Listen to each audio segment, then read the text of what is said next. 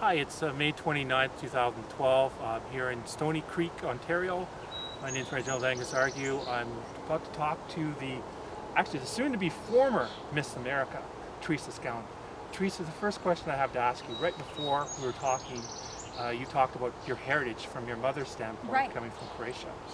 Uh, what do you feel, how much do you feel that that's inspired other, girls that are now growing up in Croatia, uh, with what you've been able to accomplish in regards to Miss America? Oh, I certainly hope that it's maybe inspired them a small bit. I know that growing up, I didn't ever think that Miss America was something that I could accomplish.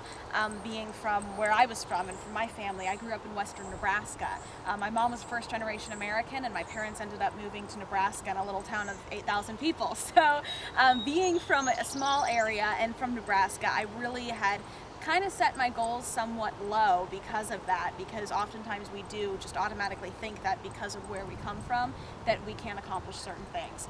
So when I competed for Miss America, I was actually 17 years old at the time, and Miss Nebraska had never ever won Miss America in 90 years. So I never thought it was possible, for sure, and I ended up being the youngest in over 70 years to win the title of Miss America, and the first from Nebraska. And so that showed me definitely what is possible and what you're able to accomplish no matter where you come from or who your family is. And so I certainly hope that that really teaches people from all over the country the same thing, and all over the world, those who have grown up in other countries and aren't native to America. But I know that I learned so much from my grandparents and my parents and their experience, because my grandparents escaped from Croatia when it was still Yugoslavia, when it was going through a lot of war at the time. It was about 50 years ago that they came over to the States. The dictator Tito was taking over at the time, and then it broke into 6 different countries. And my mother's first generation American. My grandparents came here not knowing any English whatsoever, not having a job, not having a place to stay, and they were able to make a life for themselves. And they were about my age when they did this. You know, they sacrificed their life, everything they knew, to make a better life for themselves and their family.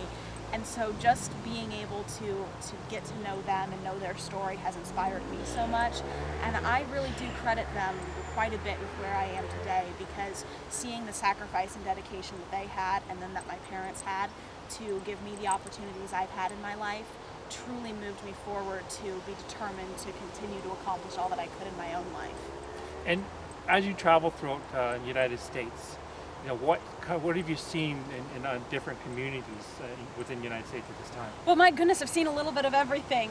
Over the past year, I traveled to 37 states and 4 countries, so it was quite a bit. I've ended up traveling over 100,000 miles. So as you can imagine, you really do see all across the spectrum very diverse cultures and circumstances. We did things in big cities, we did things in small towns.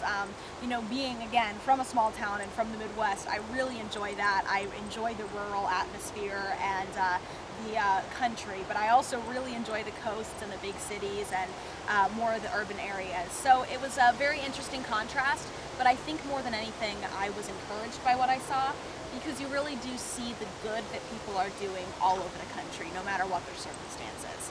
And you would often go to an inner city area and you would just see people that are doing what they can to make it a better place.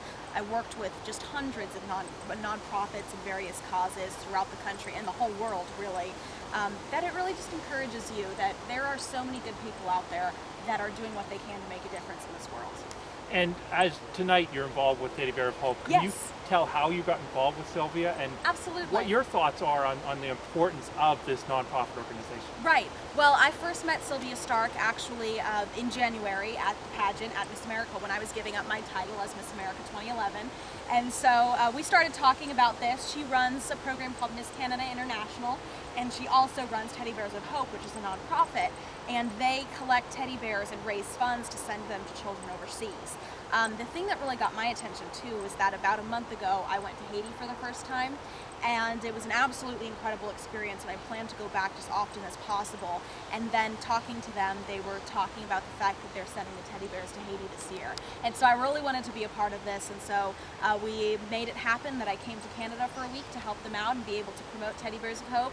And it's really great to see what they're doing. I certainly hope that we can continue to raise funds and teddy bears for them, and that they will be successful in their work.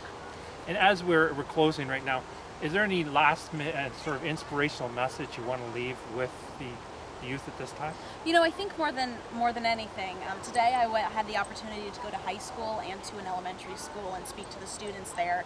And what I always try to share more than anything is that overall idea of thinking about what you want your life's work to be.